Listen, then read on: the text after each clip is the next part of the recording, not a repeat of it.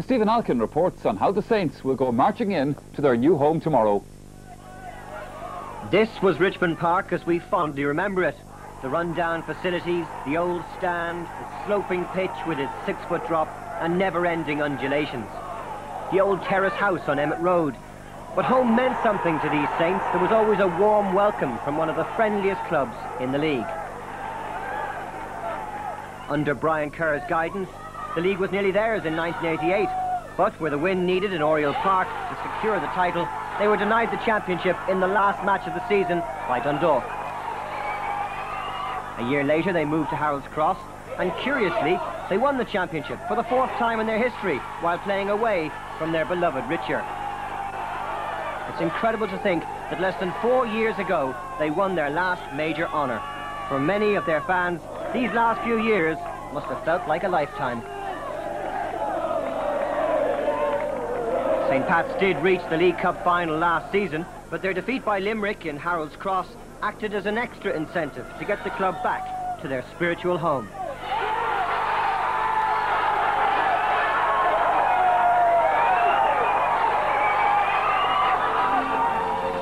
And this was Richmond Park just 4 months ago.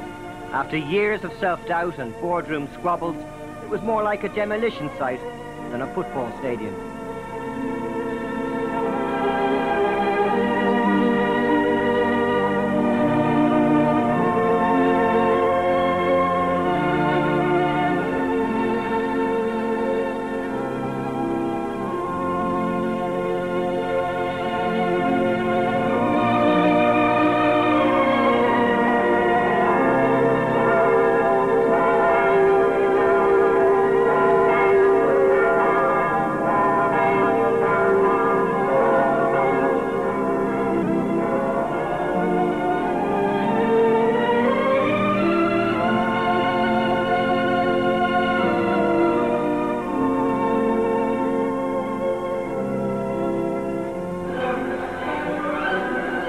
Transformation has been quite extraordinary, helped of course by the generous support of the FAI and the National Lottery, but the main impetus in getting the club back to Richmond Park has come from within. The transformation in the boardroom and the stability of Brian Kerr's management has worked the oracle.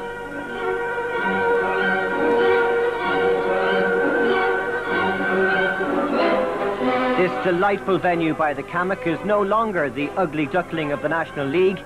The Swan has emerged from the rubble, and the playing surface will be the envy of the entire country. Hard to believe that the club was very close to going out of existence just 2 years ago. The league at the time gave us a deadline of about 2 hours, and we met the deadline and proved to them that we were capable of making this viable, and we've been successful in doing so far.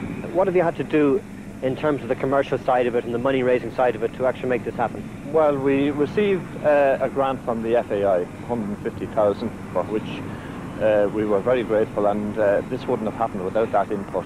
We're also being given a grant by the Department of Sport for £100,000, and we had the input of life membership at £1,000, and we had a considerable number of those, and we raised finance from private sources as well.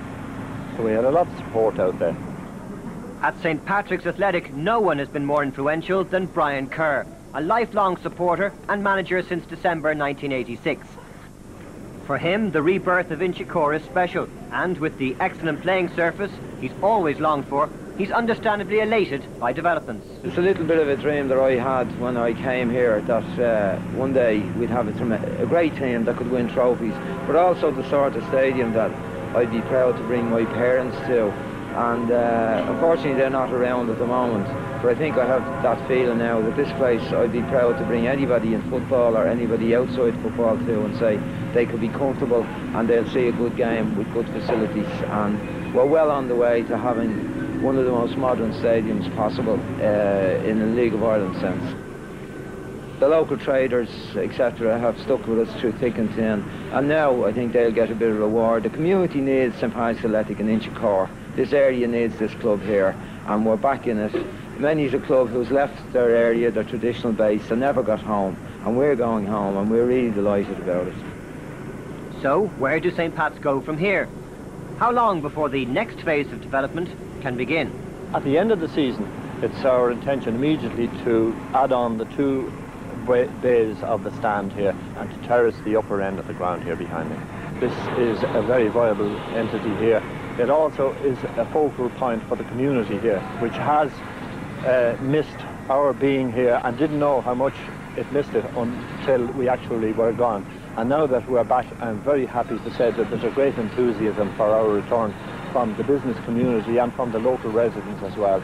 So we're delighted with the reaction to our return. I can sense a new momentum in the club this week. We lost a game in Limerick last week, but there is a new momentum. We're in the League Cup semi-final. The FAI Cup hasn't started, and we've a lot to play for. We've 3 home games left to the top 6 split comes. If we can get our 9 points from those, it is attainable.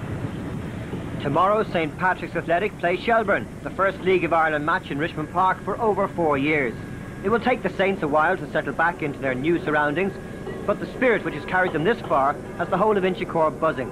If sheer hard work and a willingness to succeed off the pitch are the prerequisites to success on it, then St. Pat's are 90% towards achieving their goal.